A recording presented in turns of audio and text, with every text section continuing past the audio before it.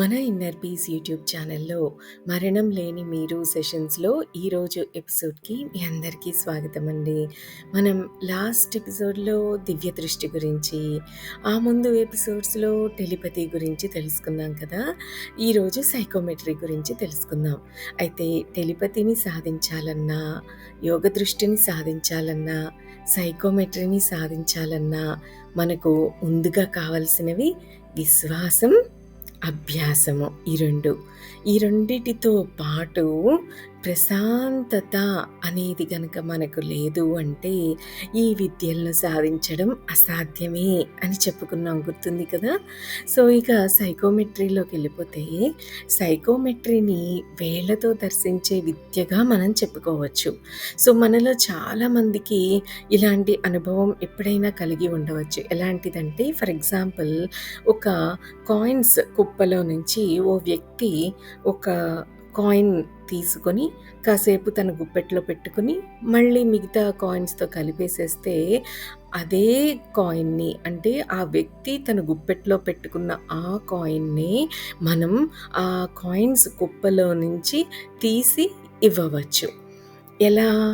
మిగతా కాయిన్స్ కంటే అతను, ఆ వ్యక్తి తన చేతిలో పెట్టుకున్న కాయిన్ వెచ్చగా ఉంటుంది కాబట్టి.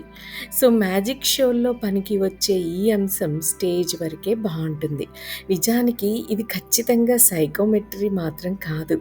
సైకోమెట్రీ అనే మాటకు అర్థం ఏమిటంటే, ఓ వస్తువును తీసి చేత్తో పట్టుకొని ఆ వస్తువు ఎలా పుట్టింది, ఏ మార్పులు దానికి సంభవించాయో, ఎవరెవరి వద్ద ఆ వస్తువు ఉండేదో, ఆ వ్యక్తుల మనోగతాలేమిటో స్పష్టంగా చూసి గ్రహించగలిగే విద్య అని.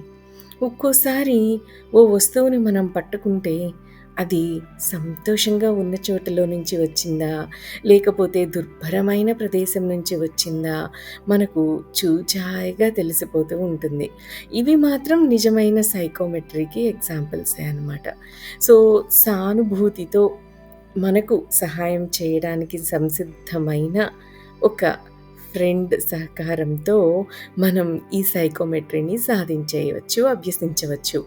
సో ఆ అభ్యాసం ఎలా ఉండాలి అన్నది ఇప్పుడు మనం చూసేద్దాం. ముందుగా మనకు సహకరించడానికి ఒప్పుకున్న మన స్నేహితుడిని, ఒక వ్యక్తిని తన చేతులను కడుక్కొని శుభ్రం చేసుకోమనాలి. తర్వాత ఒక చిన్న రాతి ముక్క కానీ గులకరాయి కానీ ఆ చేతిలోకి తీసుకొని పట్టుకోమనాలి. సో ఆ రాతి ముక్క కానీ గులకరాయి కానీ కూడా సబ్బు నీటితో బాగా శుభ్రం చేసి ఆరిపోయి పొడిగా ఉండి తీరాలన్నమాట. సో మనకి హెల్ప్ చేయడానికి వచ్చిన ఆ వ్యక్తి చెయ్యి కూడా శుభ్రంగా పొడిగా తడిగా లేకుండా ఉండాలి. సో ఆ వ్యక్తి ఏ రాతి ముక్కనో గులకరాయినో తన ఎడమ చేతి గుప్పెట్లో ఉంచుకొని ఒక్క నిమిషం సమయం పాటు ఏదో ఒక విషయాన్ని గురించి తదేకంగా ఆలోచన చెయ్యాలి. తెలుపు, నలుపు లాంటి ఏ రంగు గురించైనా కానీ, లేదా ఏదైనా మంచి విషయం గురించి కానీ, లేదా ఏదైనా చెడ్డ విషయమైనా సరే వాటి గురించిన ఆలోచన చేయాలి. సో ఏ విషయం గురించైనా ఆలోచించవచ్చు. ఒకే ఒక్క విషయం గురించి ఒకే ఒక్క నిమిషం గట్టిగా ఆలోచించాలి, అంతే. సో ఓ నిమిషం పూర్తయిన తర్వాత ఆ రాతిని ఓ శుభ్రమైన హ్యాండ్ కర్చీఫ్లో కానీ లేదా పేపర్ టిష్యూలో కానీ చుట్టి ఆ వ్యక్తి మీకు దాన్ని అందించాలి. దీన్ని మీరు అప్పుడే విప్పేయకూడదు.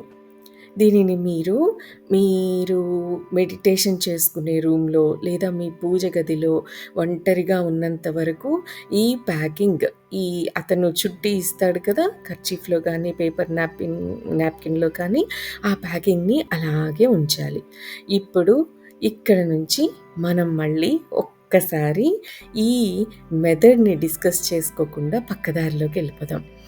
ఇక్కడ ఎడమ చేత్తో ఈ వస్తువుని పట్టుకోవాలని రాంప చెప్పారు కదా!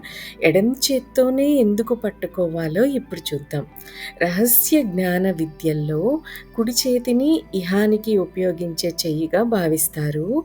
ఎడమ చెయ్యిని ఆధ్యాత్మికతకు, పరానికి సంబంధించినదిగా భావిస్తారు. మనం మామూలుగా కుడి చేతి వాటం ఉన్నవాళ్ళమైతే మనం మన ఆధ్యాత్మిక ఎడమ చేతిని వాడటం ద్వారా గొప్ప ఫలితాలను పొందగలుగుతూ ఉంటాము. మనం మామూలుగా ఎడమ చేతి వాటం ఉన్నవాళ్ళమైతే సైకోమెట్రీ కోసం కుడి చేతిని వాడినప్పుడు చక్కటి ఫలితాలు కనిపిస్తాయన్నమాట.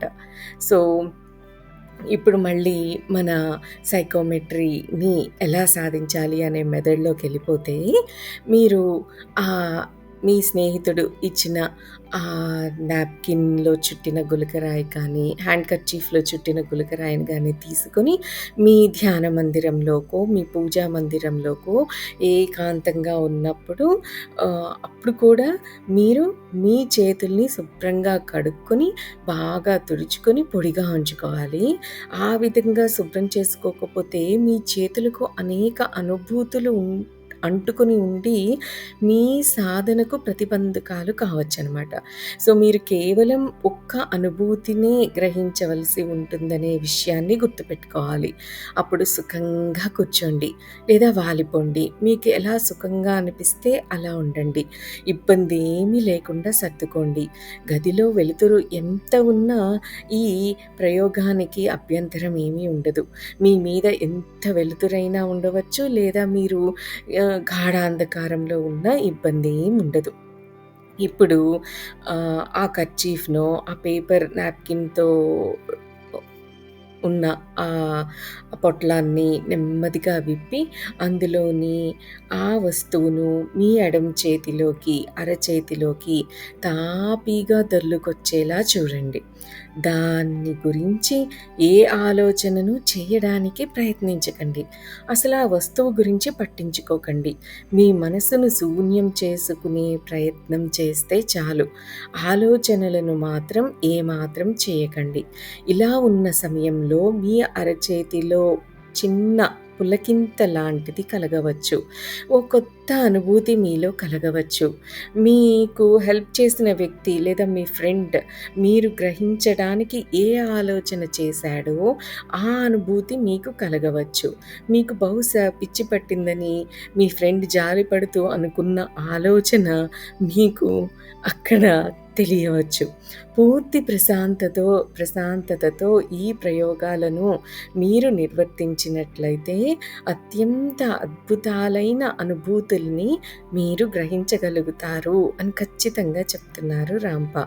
చాలా సమయాన్ని మీకోసం వెచ్చించి అలసిపోయిన మీ స్నేహితుడు మిమ్మల్ని చూసి వెయిట్ చేసి వెళ్ళిపోయిన తరువాత కూడా మీరు మీ ప్రయత్నాన్ని కొనసాగిస్తూ ఉండవచ్చు. ఇంకా సాధన చెయ్యాలి అంటే బయటికి ఎక్కడన్నా వెళ్ళండి. మీకు తెలిసి ఉన్నంతలో ఏ మనిషి ముట్టుకొని ఓ గులకరాతిని చేత్తో పట్టుకోండి. ఓ సముద్రం ఒడ్డు మీదకి మీరు వెళ్తే ఇది చాలా ఈజీ అయిపోతుంది. లేకపోతే ఓ చోట్లో భూమిని తవ్వి ఓ చిన్న రాతిని బయటికి తీసి పట్టుకోండి. సాధన వల్ల మీకు గొప్ప ఫలితాలు లభిస్తాయి. ఫర్ ఎగ్జాంపుల్, మీ చేతుల్లో ఉన్న గులకరాయి ఓ పర్వతంలో భాగంగా ఎప్పుడు ఉండిందో, ఏ ఉపద్రవం వల్ల అది అక్కడి నుంచి తొలగింపబడిందో, ఏ ప్రవాహం దాన్ని సముద్రం దాకా తీసుకొచ్చిందో మీకు చక్కగా తెలుస్తుంది. సైకోమెట్రీ ద్వారా మీకు అత్యంత ఆశ్చర్యం కలిగించే విషయాలు అనుభవంలోకి వస్తాయి. ఇటొచ్చి మీకు దీర్ఘ సాధన, మానసిక ప్రశాంతత అత్యంత ఆవశ్యకాలు. ఉత్తరం ఉన్న ఓ కవరును చింపకుండానే ఆ ఉత్తరంలో మొత్తం మీద ఏ విషయం ప్రాముఖ్యంగా రాయబడి ఉంటుందో గ్రహించడాన్ని కూడా సైకోమెట్రీ ద్వారా సాధించవచ్చు. మీకు తెలియని భాషలో ఉన్న ఉత్తరం మీద మీ ఎడమ చేతి వేళ్ళని నడిపించి మీరు ఆ ఉత్తరంలో రాయబడ్డ విషయాన్ని గ్రహించవచ్చు. సైకోమెట్రీ ద్వారా ఇలాంటివన్నీ సుసాధ్యాలే. ఇంకొకళ్ళకు నిరూపించడానికి మాత్రం ఇలాంటివి చేసి చూపించే ప్రయత్నాలు అస్సలు చేయకూడదు. టెలిపతి, యోగదృష్టి లాంటి విద్యల్ని సాధించిన వాళ్ళు తాము సాధించిన వాటికి ఇంకొకళ్ళకు ఎందుకు నిరూపించి చూపించరు అనే అనుమానం మీకు కలుగుతూ ఉండవచ్చు. దీనికి కారణం ఏమిటి అంటే, మనం భావగ్రహణాన్ని చేయగలగాలి అంటే అందుకు తగిన పరిస్థితులు చక్కగా నెలకొని ఉండాలి.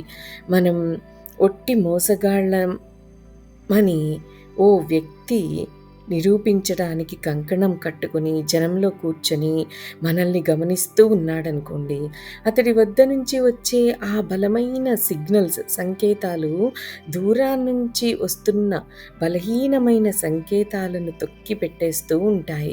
సో టెలిపతిని నిరూపించమని మిమ్మల్ని ఎవరైనా అడిగితే వాళ్ళతో మీకు ఉత్సాహం లేదు, నాట్ ఇంట్రెస్టెడ్ అని చెప్పేయమని రాంప మనకి సలహా ఇస్తున్నారు.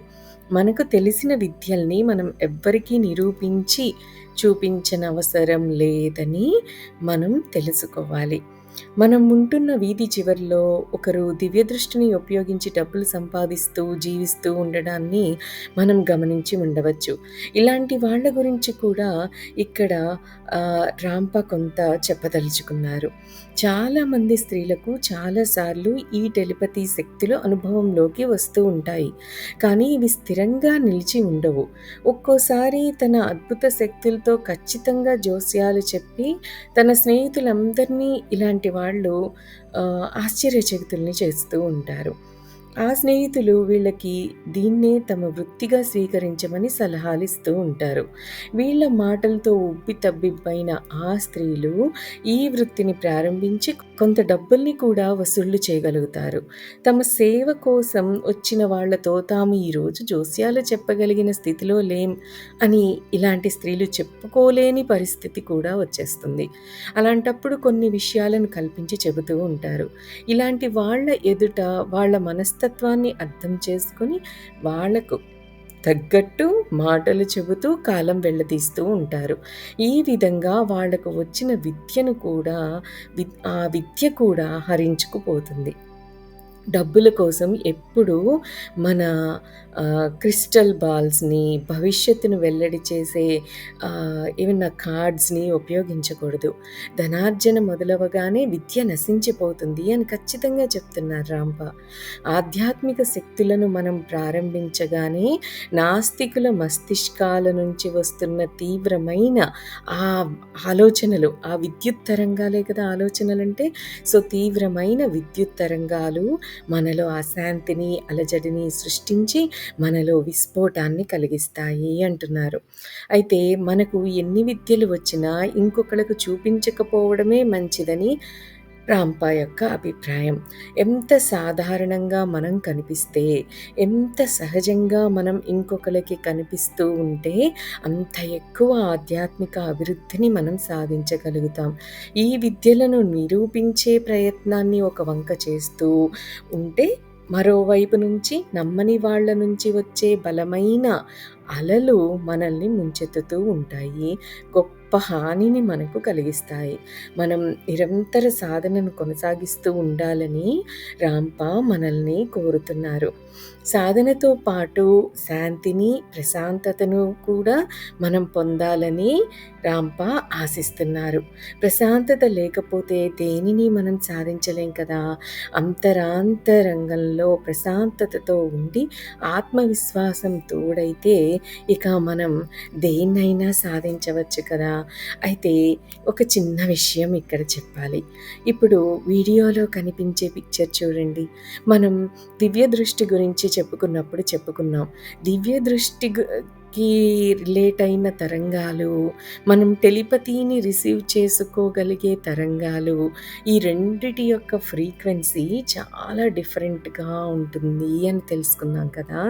అయితే ఇప్పుడు వీడియోలో ఉన్న పిక్చర్ ఒక్కసారి చూడండి. అది ఒక ప్రశాంతంగా ఉన్న ఒక తల. ఒక మహిళ తల.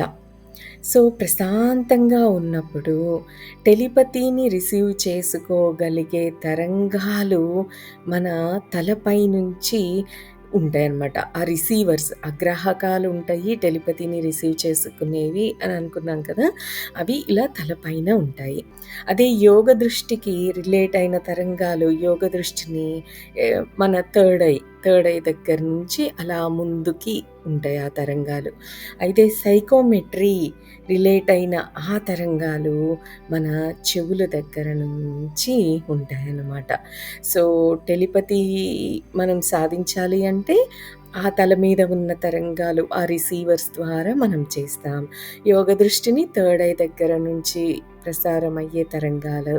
అదే సైకోమెట్రీ అయితే మన చెవులు దగ్గర నుంచి వచ్చే తరంగాల ద్వారా మనం తెలుసుకుంటామన్నమాట. మరి యోగ దృష్టి గురించి, టెలిపతి గురించి, సైకోమెట్రీ గురించి తెలుసుకున్నాం. వీటిని సాధించాలి అంటే విశ్వాసం ఉండాలి, అభ్యాసం ఉండాలి. వీటితో పాటు శాంతం, ప్రశాంతం అనేవి మనకి తప్పకుండా ఉండాలి. మరి దట్స్ ఆల్ ఫర్ టుడే అండి. Have a great day. Thank you. Thank you. Thank you.